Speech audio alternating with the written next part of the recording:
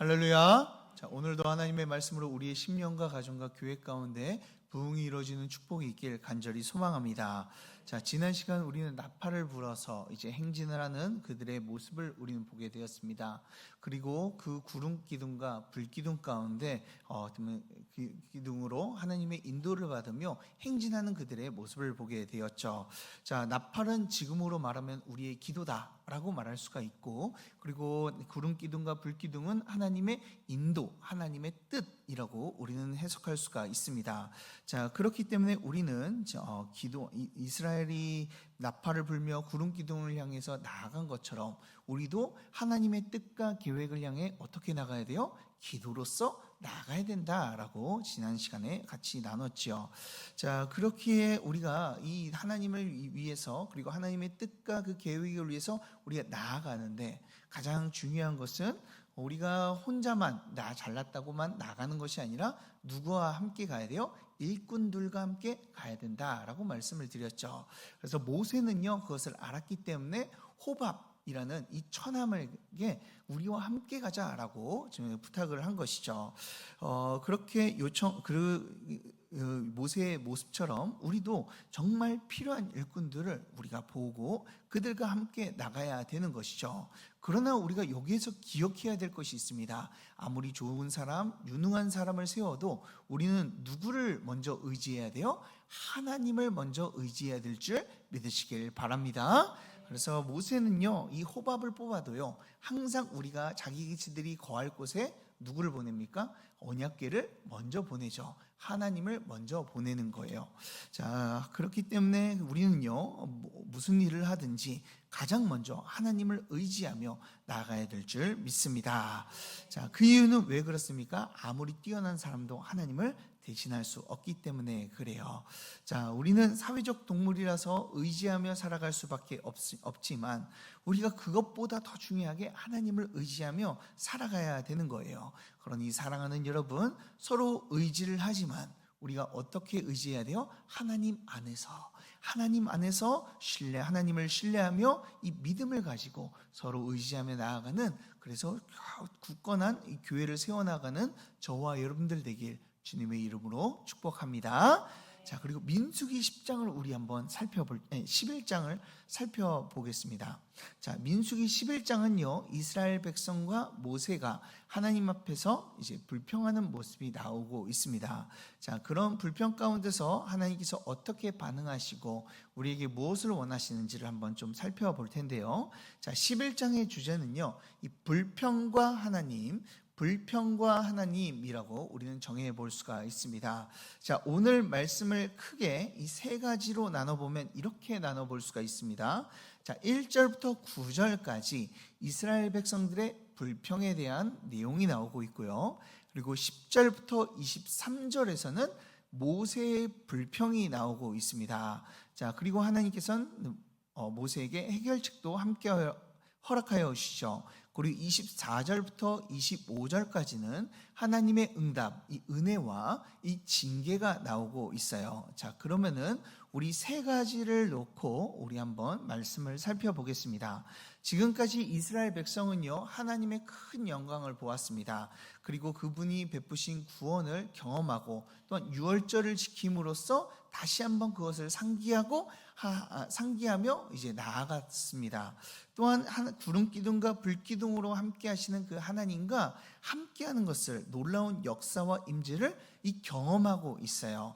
자, 그렇다면 그들의 믿음은요, 굳건해져서 하나님의 뜻과 주님의 약속하신 땅을 위해서 힘차게 전진해야 되잖아요. 그런데 이들의 발걸음이 참으로 가볍고 기쁨으로 나아가지 않는 모습이 오늘 민수기 11장에서 보여지고 있어요. 자, 그 정반대, 이 기쁨과는 정반대의 모습이 나오고 있죠. 자, 어떤 모습이 있는지 1절을 다 같이 한번 읽어보도록 하겠습니다.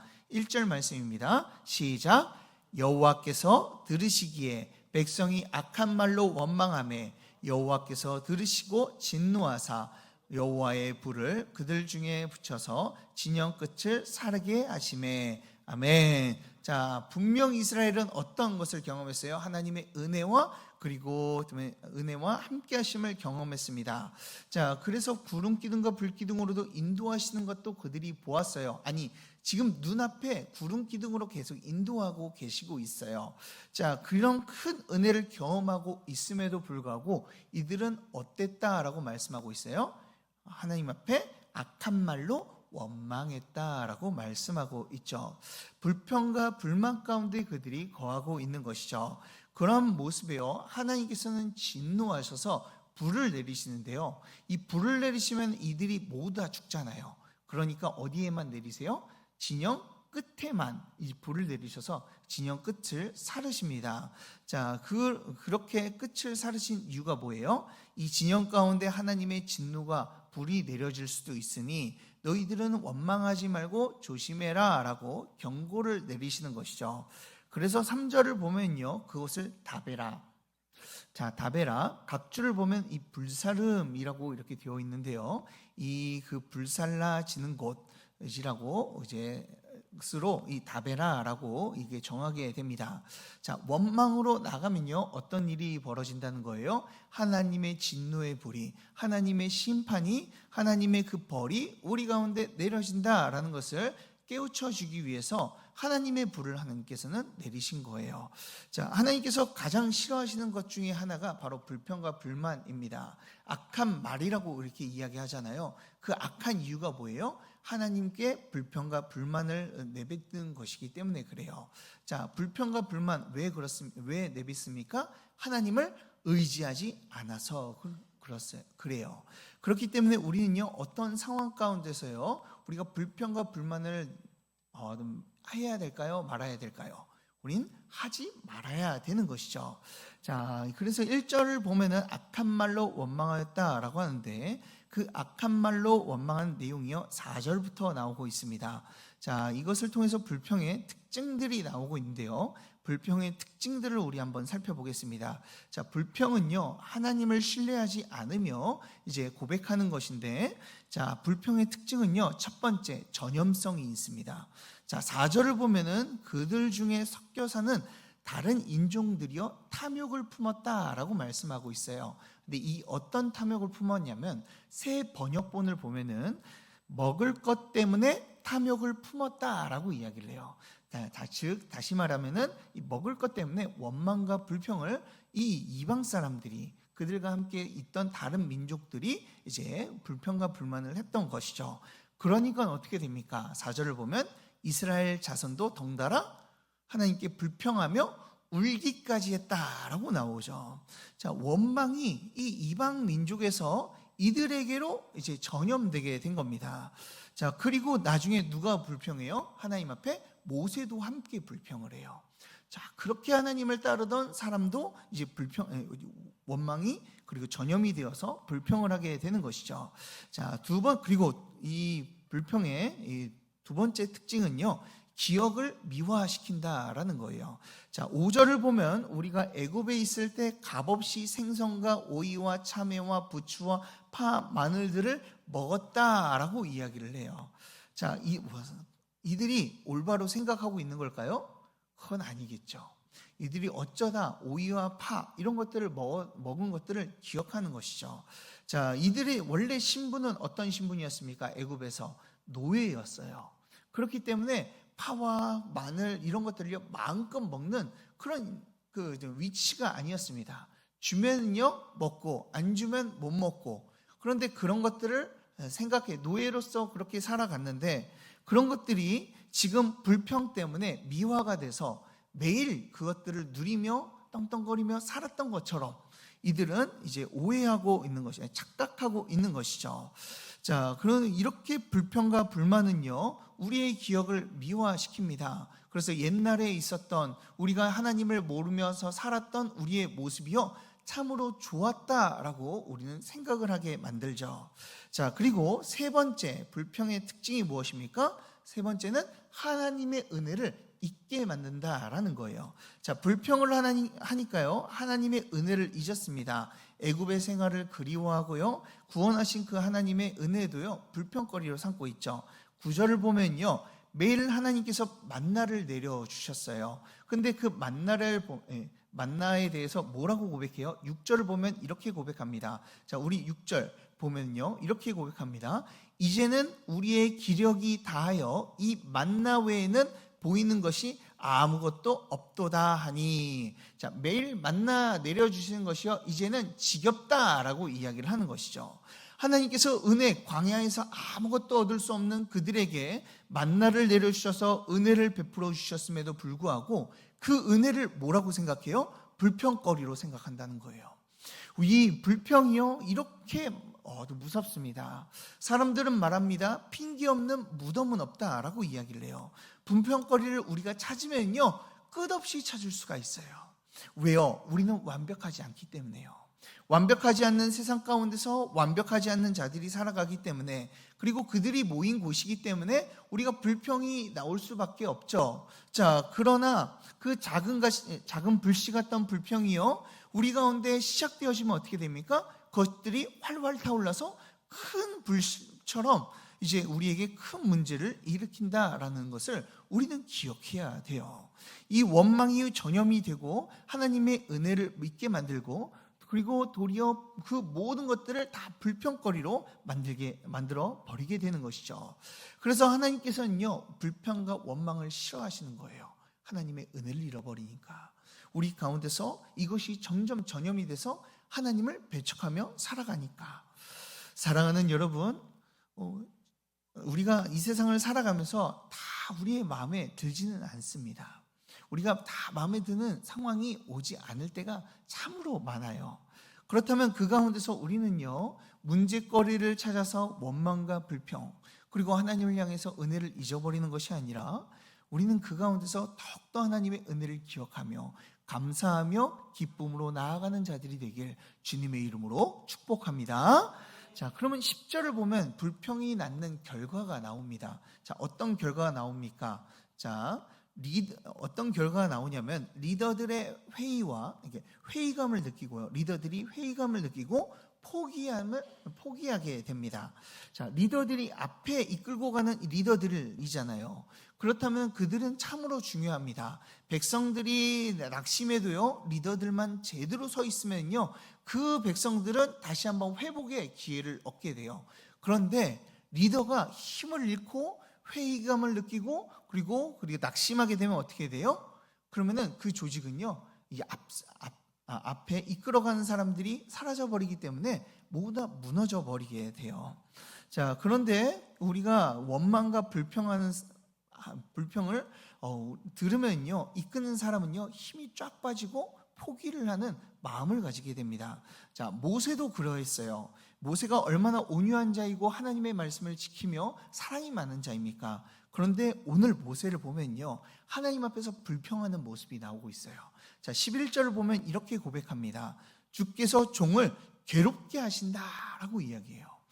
자, 주의 목전에서 은혜를 잊기보다 저들이 라는 큰 짐을 나에게 주셨다라고 하며 자기가 지도자 된 것을요 회의감을 느끼고 있죠.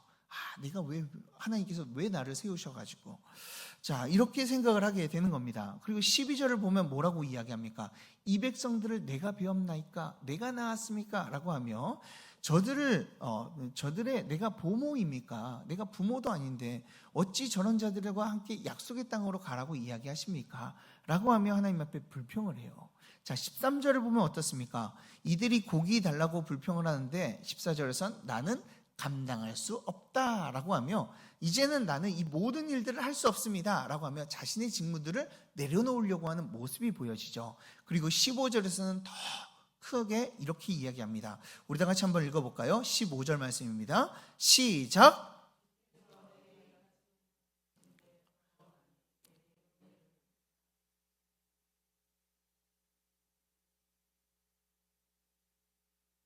자, 어떻게 하라고요? 나는 감당할 수 없으니까요 차라리 나를 고난에서 벗어날 수 있도록 나를 죽여달라 라고 이야기를 하죠.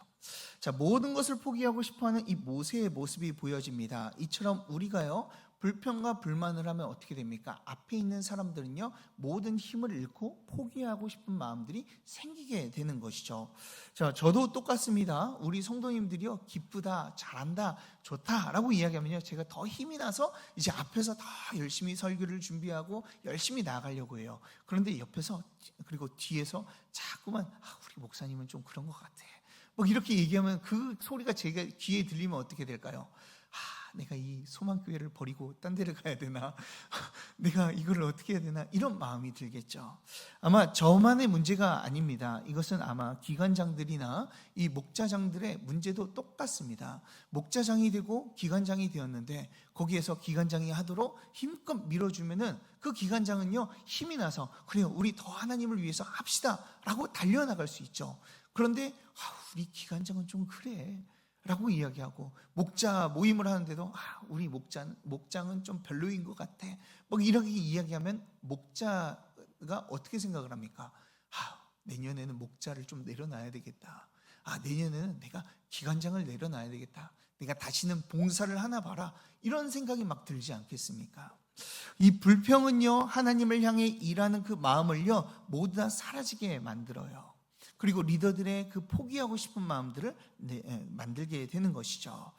그렇기 때문에 우리가 불평과 불만은요, 공동체를 이렇게 무너뜨리게 됩니다. 그래도 좀 다행인 것은요, 자, 어떻게 합니까? 하나님께서는 그 가운데서도 하나님께서 위로해 주시고 그리고 역사해 주신다는 것이 참으로 우리는 다행이다라고 우리는 이야기할 수 있습니다. 그러니 사랑하는 여러분, 불평과 불만으로 나아가는 것이 아니라 좀 불편함이 있어도 그리고 겸손하고 그리고 지혜롭게 이야기하든지, 아니면 그 가운데서 더욱더 힘껏 밀어주며 나아가든지, 이 지혜롭게 이 교회를 세워나가는 저와 여러분들 되길 주님의 이름으로 축복합니다. 자, 그리고 그 다음에 하나님께서는 어떤 일을 하셨을까요? 자, 16절을 보면 하나님께서는요, 70명을 세워서 모세가 지은 짐을 나눠 가지게 해야겠다. 너무나 무겁습니다 라고 하니까 같이 책임질 사람 70명을 내가 세워주겠다라고 말씀하시죠. 자, 이처럼 교회는요, 조직적으로 움직여야 됩니다. 저도요, 이제 혼자 다 감당하면요, 감당할 수 없어요. 그래서 기관장들이 있고 목자장들이 있고 우리 장로님들이 있는 거, 당회가 있는 것이죠.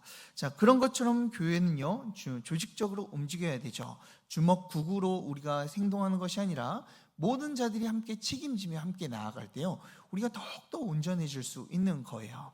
자, 그리고 18절을 보면 어떻습니까? 하나님께서는 모든 자들에게 고기를 내려주시겠다라고 말씀하시며, 한 달 동안 너희들이 질리도록 냄새도 맡기 싫어할 정도로 내가 내려주겠다라고 말씀하세요.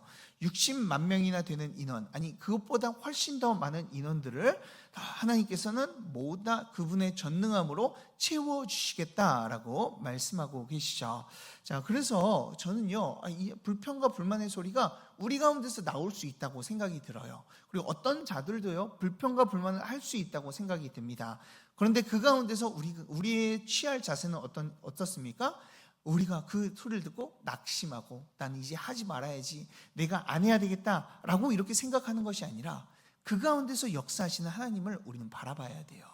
오늘 모세에게 불평하는 그 이스라엘 백성 가운데 이 모세에게 하나님께서 어떤 약속을 해주세요? 내가 너희에게 책임자를 다 붙여주겠다, 그리고 내가 고기를 내려주셔서 하나님의 전능하심을 보여주겠다라고 말씀하시잖아요.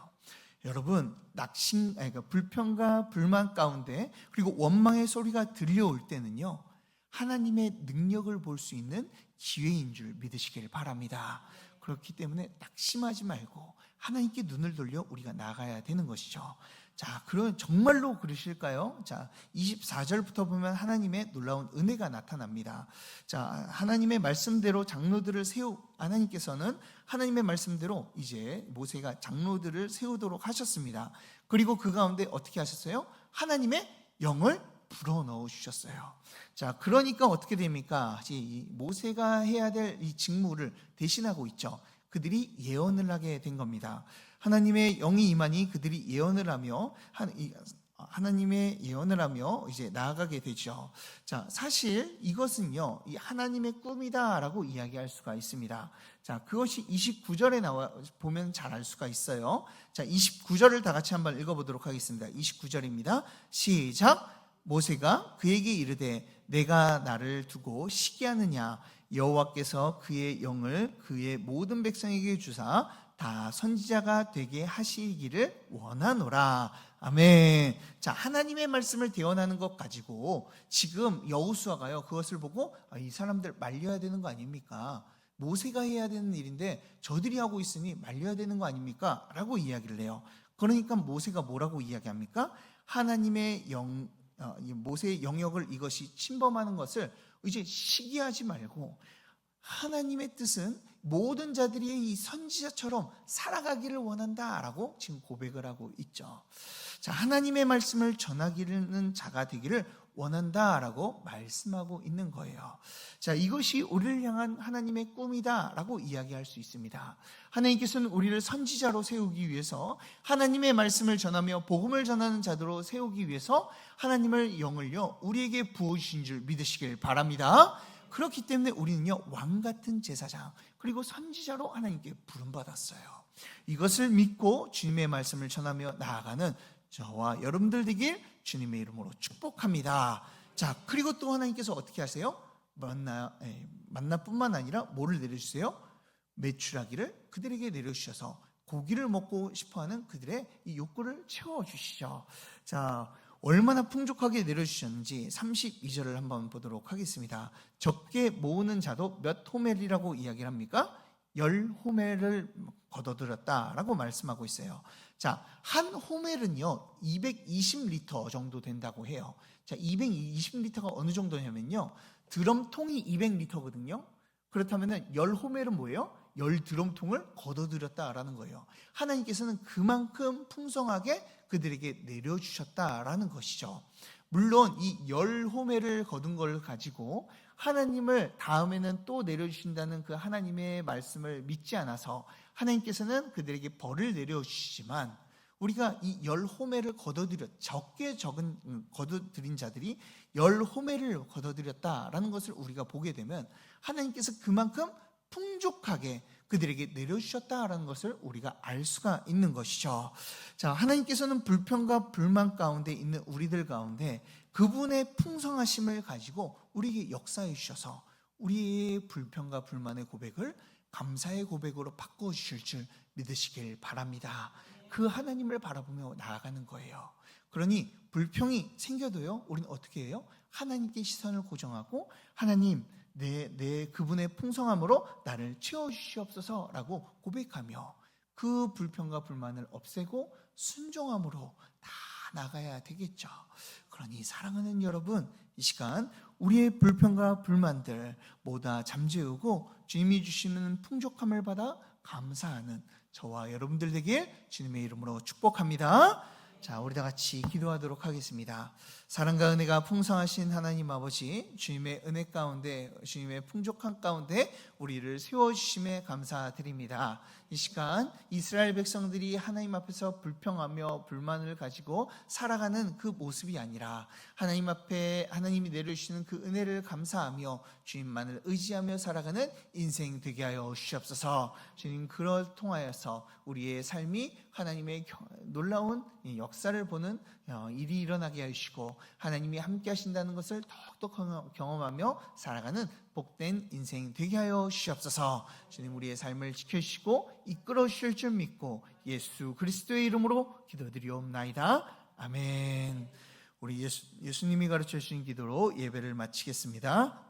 하늘에 계신 우리 아버지여, 이름이 거룩히 여김을 받으시오며 나라에 임하옵시며 뜻이 하늘에서 이루어진 것 같이 땅에서도 이루어지이다. 오늘날 우리에게 일용할 양식을 주옵시고 우리가 우리에게 죄 지은 자를 사하여 준 것 같이 우리 죄를 사하여 주옵시고 우리를 시험에 들게 하지 마옵시고 다만 악에서 구하옵소서.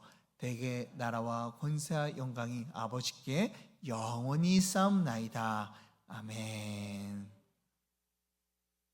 우리 다 같이 말씀을 기억하며 우리 함께 기도하도록 하겠습니다.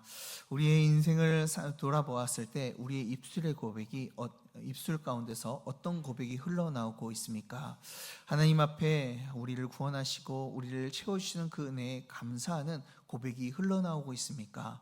아니면은 우리의 부족하고 결핍된 이 상황 가운데서 불평과 불만을 가지고 하나님을 원망하며 살아가고 계십니까? 이 시간 우리에게 무엇을 바라보는가가 너무나 중요한 것 같습니다. 우리가 불평을 바라보면 불평할 수밖에 없고요. 감사하는 것을 바라보면, 하나님을 바라보며 감사하는 것을 바라보면 우리는 감사할 수밖에 없습니다.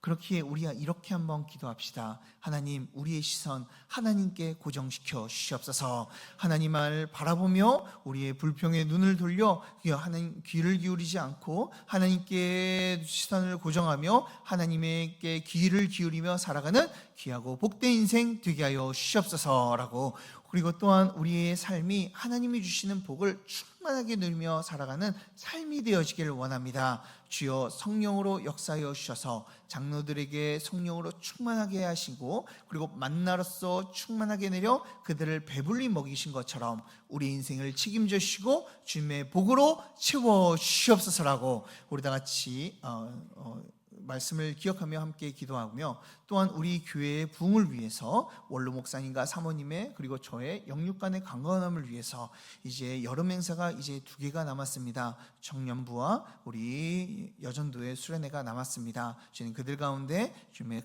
큰 성령의 역사가 일어나게 하여 주시옵소서라고, 또한 우리 환우들과 여러분들의 개인의 기도 제목을 놓고 우리 두루두루 함께 기도하도록 하겠습니다. 우리 주여 세 번 외치고 함께 기도하겠습니다.